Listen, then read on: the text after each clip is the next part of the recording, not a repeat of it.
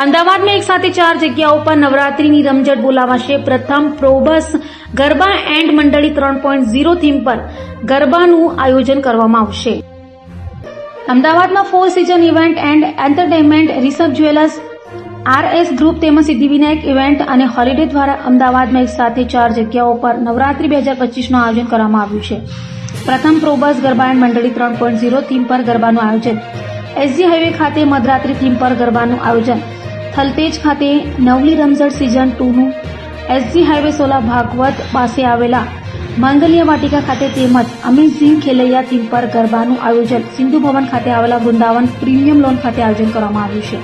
નવરાત્રીના 10 દિવસ દરમિયાન ડિમ્પલ બિસ્કિટવાલા, શિવમ બારોટ, માધવીબેન ઓઝા તેમજ અર્ચના જોશી જેવા વિવિધ કલાકારો ગરબા રસિકોના ઉત્સાહમાં વધારો કરશે.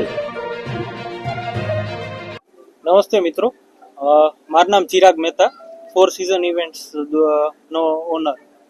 અમે છેલ્લા 5 વર્ષથી અલગ અલગ જગ્યાએ નવરાત્રીનું આયોજન કરતા હોઈએ છીએ. આ અમારું 5મું વર્ષ છે. અમે હર વર્ષે એક નવરાત્રીનું આયોજન કરતા અમે આ વખતે 4 નવરાત્રીનું આયોજન કરીએ છીએ. મધરાત્રી ગરબા છે, પછી એક પ્રોબસ ગરબા એન્ડ મંડળી છે, પછી એક નવલી રમઝટ કરીને ગરબા ઇવેન્ટ છે, પછી એક માંગલિયા વાટિકામાં આપણે અમેઝિંગ ખેલ્યા કરીને ગરબાનું આયોજન છે.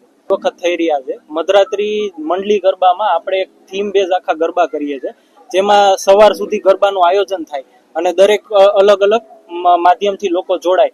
દરેક ક્રાઉડની અલગ અલગ ગ્રાઉન્ડની કેપેસિટી 5000 થી લઈને 10,000 સુધીની ગ્રાઉન્ડની કેપેસિટીમાં ખેલૈયાઓ બધા હાજર રહેશે એવી અમારી અપેક્ષા છે. પાસની કિંમત શું રાખવામાં આવી છે? આ વખતે પાસની કિંમત અમારે 800 થી લઈને 1500 સુધીની રેન્જ સુધીની અમારી દરેક પાસની કિંમત છે.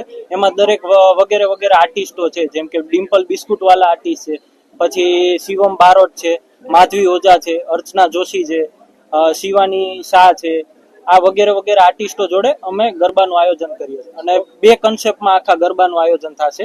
પહેલા 12 વાગ્યા સુધી નોર્મલ ગરબાનું આયોજન થાય, જ્યાં સિંગરો સાથે આપણે ગરબા રમીએ, અને પછી પ્રાચીન રીતના મંડળીનું આયોજન છે, જેમાં આપણે 6 વાગ્યા સુધી ગરબા ઢોલ અને શેનાઈ ઉપર રમતા હોઈએ. પાર્કિંગની પૂરતી સુવિધા છે. દરેક પાર્ટી પ્લોટમાં અલગ અલગ વ્યવસ્થા છે. પૂરતી પાર્કિંગની હર વખતે ખેલૈયાઓને પાર્કિંગની અસુવિધા થતી હોય છે, એટલે આ વખતે આપણે વિશાળ ગ્રાઉન્ડ લીધેલા છે, એટલે કોઈને અગવડતા ના પડે. દરેક પાર્ટી પ્લોટોમાં 1000 થી 1500 2 વ્હીલર્સ થી 4 વ્હીલર્સની પૂરતી સુવિધા હોય છે. ફાયર સેફટીનું અમે પૂરતું આયોજન કર્યું. ગવર્મેન્ટની ગાઈડલાઈન મુજબ અમે જે પણ નીતિ ધોરણ મુજબના જે પણ ગવર્મેન્ટના નિયમ આવે એ મુજબ અમે હર વખતે આયોજન કરતા હોય. ફાયરમાં અત્યારના અમે ફાયર એક્સટિંગ્વિશર થી લઈને અમે હર વર્ષે આયોજન કરતા હોય, એ રીતનું અત્યારનું આયોજન છે.